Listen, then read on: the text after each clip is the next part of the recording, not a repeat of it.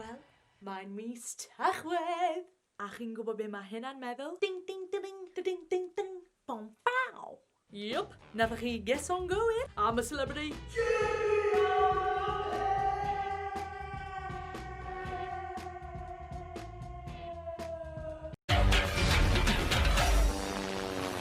A fel dych chi'n gwybod, mae tymed bach yn wahanol y flwyddyn yma. Mae'r shorts a'r capiau di newid i thermals, scarffiau. A mae na newid bitw bach, achos da ni ddim yn Australia ragor, ond da ni yn y gogs yn lle. Cymru! Mae'r sioe yn cael ei ffilmo yn Castell Gwych yn Abergele. A mae na tymed bach o hanes spooky efo'r castell yma. Dyladwyd y castell yma rhwng 1812 ac 1822 ac apparently mae'r ymwelwyr sydd wedi mynd i'r castell wedi gweld ysbryd o ddynes sy'n wisgo mewn wyn ac yn ddilyn nhw wrth nhw mynd rownd y castell. Boo! A flwyddyn yma, mae yna 2 vegans yn y camp. Mae dyn ni AJ Pritchard sydd wedi bod yn vegan ers flwyddyn nawr a Beverly Callard. So ni di ddisgwyl Mo Farah i fod yn vegan fyd. Oh my days. Gan fod yn yr ads cwôn na chi wedi gweld ar y teledu? So fe'n veggie neu vegan. It's fake news. Felly, hyd yn hyn, ni wedi gweld y campmates yn neud workouts gyda Bev.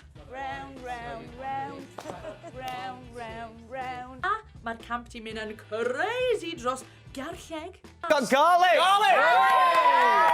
Mae Jordan a Beth wedi gyffesu eu gariad i ei gilydd.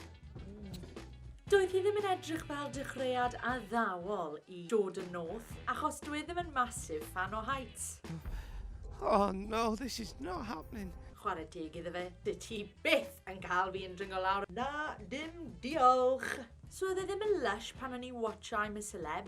Oedd fi bita fe hufen ia, vegan, strawberries ac chocolate. A fi'n gweld Jordan North yn sbiw ar y teledu. Nervous.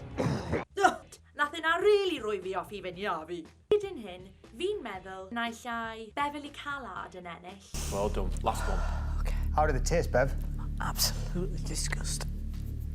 Neu Vernon Kay. Nath nhw wneud mor dda yn y sialens lle nhw gorau bita'r bwyd na. Te chi, no way yn cael fi bita'r pethau na. A pwy dych chi'n meddwl sy'n mynd i ennill I'm a Celeb 2020? Gobeithio bod chi wedi joio'r fideo yma. Bofiwch i danysgrifio. Na i weld chi'n fuan. Hwyl!